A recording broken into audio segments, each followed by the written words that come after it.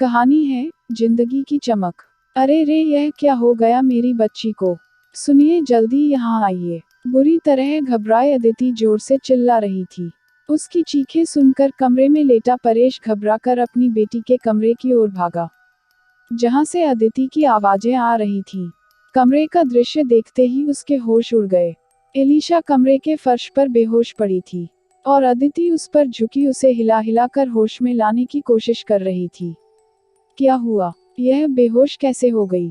पता नहीं। सुबह कई बार बुलाने पर भी जब एलिशा बाहर नहीं आई तो मैंने यहाँ आकर देखा, यह फर्श पर पड़ी हुई थी। मुझे तो कुछ समझ नहीं आ रहा। मैंने इसके मुंह पर पानी भी छिड़का लेकिन इसे तो होश ही नहीं आ रहा। तुम घबराओ मत, मैं गाड़ी निकालता हूँ। हम जल्दी से इसे डॉक्टर के पास लेकर चलते हैं। परेश और अदिति ने मिलकर उसे गाड़ी की सीट पर लेटाया और तुरंत पास के नर्सिंग होम की तरफ भागे। नर्सिंग होम के प्रमुख डॉक्टर पुनीत से परेश की अच्छी पहचान थी, सो बिना ज्यादा औपचारिकताओं के डॉक्टर एलिशा को जांच के लिए अंदर ले गए। अगले आधे घंटे तक जब कोई बाहर नहीं आया तो अदिति के सब्र का बांध टूटने लगा। वह परेश से अंदर जाकर पता करने को कह ही रही थी कि डॉक्टर पुनीत बाहर निकले और उन्हें अपने कमरे में आने का इशारा किया। क्या हुआ पुनीत भैया? एलिशा को होश आया या नहीं? उसे हुआ क्या है? उनके पीछे कमरे में घुसते ही अदिति एक ही सांस में बोलती चली गई। भाभी जी, आप दोनों यहाँ बैठो, मुझे आपसे कुछ जरूरी बातें करनी हैं। परेश और अदिति का दिल बैठ गया। जरूर कुछ सीरियस बात है, जल्दी बताओ पुनीत, आखिर बात क्या है? डॉक्टर पुनीत अपनी कुर्सी पर बैठकर कुछ पल दोनों को एकटक देखते रहे। फिर बड़े नपे तुले स्वर में धीरे से बोले, मेरी बात सुनकर तुम लोगों को धक्का लगेगा लेकिन सिचुएशन ऐसी है कि रोने चिल्लाने या घबराने से काम नहीं चलेगा। कोई भी कदम उठाने से पहले 4 बार सोचना होगा। दरअसल बात यह है कि एलिशा ने आत्महत्या करने की कोशिश की है। क्या? परेश और अदिति दोनों एक साथ कुर्सी से ऐसे उछलकर खड़े हुए जैसे करंट लगा हो। क्या कह रहे हैं डॉक्टर? ऐसा कैसे हो सकता है? आत्महत्या तो वे लोग करते हैं जिन्हें कोई बहुत बड़ा दुख या परेशानी हो। मेरी इकलौती बेटी इतने नाजों में पली, जिसकी हर फरमाइश मुंह खोलने से पहले पूरी हो जाती हो, जो हमेशा हंसती खिलखिलाती रहती हो, पढ़ाई में भी हमेशा आगे रहती हो, जिसके ढेरों दोस्त हों, ऐसी लड़की भला क्यों आत्महत्या करने की सोचेगी? परेश के चेहरे पर उलझन के भाव थे। अदिति तो सदमे के कारण कुर्सी का हत्था पकड़े बस डॉक्टर को एकटक घूरे जा रही थी। फिर अचानक जैसे उसे होश आया। लेकिन अब कैसी है वह? सुसाइड किया कैसे? कोई जख्म तो शरीर पर था नहीं। उसने नींद की गोलियां खाई है। भाभी 10-12 गोलियां ही खाए तो हम उसे बचा पाए। खतरे से तो अब वह बाहर है लेकिन इस समय उसकी जो शारीरिक व मानसिक हालत है, उसमें उसे संभालने के लिए आपको बहुत ज्यादा धैर्य और समझदारी की जरूरत है। और जहां तक सुख सुविधाओं का सवाल है परेश, तो पैसे या ऐशोआराम से ही सब कुछ नहीं होता। उसके ऊपर जरूर कोई बहुत बड़ा दबाव या परेशानी होगी जिसकी वजह से उसने यह कदम उठाया है। 15-16 साल की यह उम्र बहुत नाजुक होती है। बचपन से निकलकर जवानी की दहलीज पर कदम रखते बच्चे अपनी जिंदगी और शरीर में हो रहे बदलावों की वजह से अनेक समस्याओं से जूझ रहे होते हैं। अब तक माँ बाप से हर बात शेयर करते आए बच्चे अचानक ही सब कुछ छिपाना भी सीख जाते हैं। इसीलिए अक्सर पेरेंट्स को पता ही नहीं चलता कि उनके अंदर ही अंदर क्या चल रहा है। एलिशा के मामले में भी यही हुआ है। वह किसी वजह ये इतनी परेशान थी कि उसे उसका और कोई हल नहीं सूझा। अब तुम दोनों को बड़े ही प्रेम और धीरज से पहले उसकी समस्या का पता लगाना है और फिर उसका निदान करना है। और हाँ, मैंने अपने स्टाफ को हिदायत दे दी है कि यह बात बाहर नहीं जानी चाहिए, वरना बेकार में पुलिस केस बन जाएगा। तुम लोग भी इस बात का ख्याल रखना कि यह बात किसी को पता न चले, वरना पुलिस स्टेशन के चक्कर काटते रह जाओगे। बदनामी होगी वह अलग, बच्ची का समाज में जीना दूभर हो जाएगा। ठीक कह रहे हो तुम, हम बिल्कुल ऐसा ही करेंगे। परेश अब तक थोड़ा संभल गया था। और हाँ, डॉक्टर पुनीत आगे बोले, वैसे तो तुम दोनों पति पत्नी काफी समझदार और सुलझे हुए हो। फिर भी मैं तुम्हें बता दूं कि अभी 5-7 मिनट में एलिशा होश में आने वाली है। और जैसे ही उसे पता चलेगा वह जिंदा है, उसे एक धक्का लगेगा और वह काबू से बाहर होने लगेगी। उस समय तुम दोनों घबराना मत और न ही उससे कुछ पूछना। धीरे धीरे जब उसकी मानसिक अवस्था इस लायक हो जाए, तब बड़े ही प्यार से उसे विश्वास में लेकर यह पता लगाना कि आखिर उसने ऐसा क्यों किया। ठीक है भैया, हम सब समझ गए। क्या हम अभी उसके पास चल सकते हैं? चलिए। और तीनों एलिशा के कमरे की तरफ बढ़ गए। जैसा डॉक्टर पुनीत ने उन्हें बताया था वैसा ही हुआ। होश आने पर बुरी तरह मचलती और हाथ पांव पटकती एलिशा को संभालते हुए अदिति का कलेजा मुंह को आ रहा था। 24 घंटे साथ रहते हुए भी वह जान ही न पाई कि ऐसा कौन सा दुख था जो उसकी जान से प्यारी बेटी को ऐसे उससे दूर ले गया। चाहे जो भी हो, मैं जल्दी से जल्दी सारी बात का पता लगा कर ही रहूंगी। यही विचार उसके मन में बार बार उठता रहा, लेकिन उसका सोचना गलत साबित हुआ। घटना के 10 दिन बीत जाने के बाद लाख कोशिशों के बावजूद दोनों पति पत्नी बुरी तरह डरी सहमी एलिशा से कुछ भी उगलवाने में कामयाब नहीं हुए। तब डॉक्टर पुनीत ने उन्हें उसे काउंसलर के पास ले जाने का सुझाव दिया। वहां भी 6 सिटिंग्स तक तो कुछ नहीं हुआ। 7वीं सिटिंग के बाद काउंसलर ने उन्हें जो बताया, उसे सुनकर तो दोनों के पैरों तले जमीन ही खिसक गई। काउंसलर के अनुसार 2 महीने पहले एलिशा की एक लड़के से फेसबुक पर दोस्ती हुई।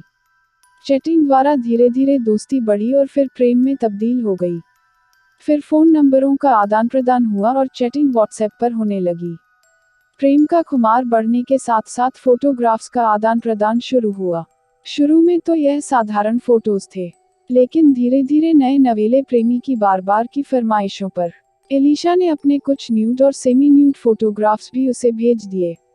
अब प्रेमी की नई फरमाइश आई कि एलिशा उसे आकर किसी होटल में मिले। उसके साफ मना करने पर लड़के ने उसे धमकी दी कि अगर वह नहीं आई या उसने किसी को बताया तो वह उसके सारे फोटोज फेसबुक पर अपलोड कर देगा।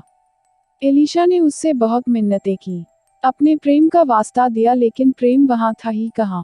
लड़के ने उसे 1 हफ्ते का अल्टीमेटम दिया और इस भयंकर प्रेशर को नहीं झेल पाने के कारण ही छठे दिन आधी रात के वक्त अपना अंतिम अलविदा का मैसेज उसे भेजकर एलिशा ने सुसाइड करने की कोशिश की। परेश यह सब सुनते ही बुरी तरह भड़क गया। मैं उस कमीने को छोड़ूंगा नहीं। मैं अभी पुलिस को फोन करके उसे पकड़वाता हूँ। प्लीज मिस्टर परेश, ऐसे भड़कने से कुछ नहीं होगा। मेरी बात, इतनी बड़ी बात होने के बाद भी आप मुझे शांति रखने को कह रहे हैं। काउंसलर की बात बीच में ही काट कर परेश गुर्राया। अच्छा ठीक है जाए, वह शांत मुस्कुराहट के साथ बोले। लेकिन जाएंगे कहाँ? किसे पकड़वाएंगे? उस लड़के का नाम पता है आपके पास? उसके फेसबुक अकाउंट के अलावा क्या जानकारी है आपको उसके बारे में? आपको क्या लगता है ऐसे लोग अपनी सही डिटेल्स देते हैं अपने अकाउंट पर? कभी नहीं। नाम, उम्र, फोटो आदि सब कुछ फेक होता है। तो कैसे ढूंढेंगे उसे? यह तो मैंने सोचा ही नहीं। परेश हारे हुए जुआरी की तरह कुर्सी पर धम से बैठ गया। तभी अदिति को याद आया, फोन नंबर तो है ना एलिशा के पास उसका, उससे भी कुछ नहीं होगा। ऐसे लोग सिम भी गलत नाम से लेते हैं। और एलिशा का सुसाइड मैसेज मिलने के बाद तो वह उस सिम को कब का नाली में फेंककर अपना नंबर बदल चुका होगा। ओह, तो अब हम क्या करें? एलिशा का नंबर तो उसके पास है ही।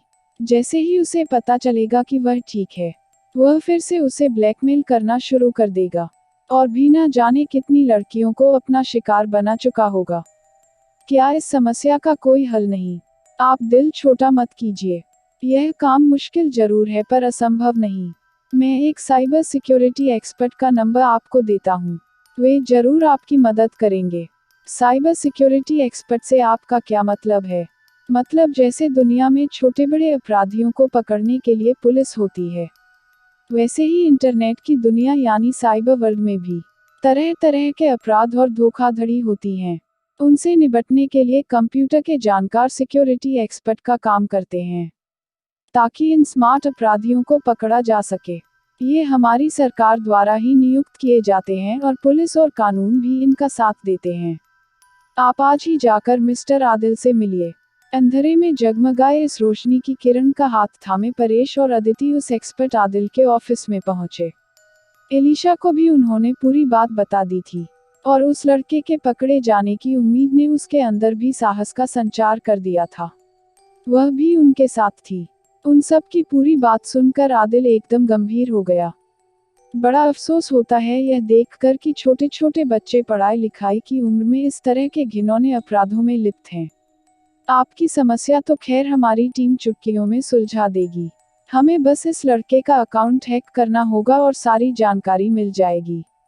फिर चैटिंग के सारे रिकॉर्ड्स के आधार पर आप उसे जेल भिजवा सकते हैं। क्या सचमुच यह सब संभव है? जी हाँ, हमारे पास साइबर एक्सपर्ट्स की पूरी टीम है, जिनके लिए यह सब बहुत ही आसान है। हम लोग हर रोज करीब 15-20 ऐसे और बहुत से अलग अलग तरह के मामले हैंडल करते हैं। कुछ केस तो एक ही कोशिश में हल हो जाते हैं, लेकिन कुछ में जहां अपराधी पढ़े लिखे और कंप्यूटर के जानकार होते हैं वहां ज्यादा समय और मेहनत लगती है। तो क्या साइबर वर्ल्ड में इतनी धोखाधड़ी होती है? एलिशा ने हैरानी से पूछा। बिल्कुल, आदिल ने जवाब दिया। यह एक वर्चुअल दुनिया है। यहाँ जो दिखता है, अक्सर वह सच नहीं होता। यहाँ आप एक ही समय में सैकड़ों रूप बनाकर हजारों लोगों को एक साथ धोखा दे सकते हैं। फेसबुक पर लड़कियों के नाम से झूठे प्रोफाइल बनाकर दूसरी लड़कियों से मजे से दोस्ती करते हैं, या उन्हें अश्लील मैसेज भेजते हैं। शादी विवाह वाली साइटों पर नकली प्रोफाइलों से शादी का झांसा देकर अमीर लड़के लड़कियों को फंसाया जाता है। सोशल साइटों पर अक्सर लोग अपनी विदेश यात्राओं, महंगी गाड़ियों आदि चीजों की फोटोग्राफ्स डालते रहते हैं। उन्हें यह नहीं पता होता कि कुछ अपराधी तत्व उनके अकाउंट की इन सारी गतिविधियों पर नजर रखे होते हैं। जब जहां मौका लगता है चोरियां करवा दी जाती हैं। ऑनलाइन बैंकिंग बड़ी सुविधाजनक है, लेकिन अगर कोई हैकर आपका अकाउंट हैक कर ले तो आपका सारा बैंक बैलेंस तो गया समझो। अगर ये सब इतना असुरक्षित है तो क्या ये सब छोड़ देना चाहिए?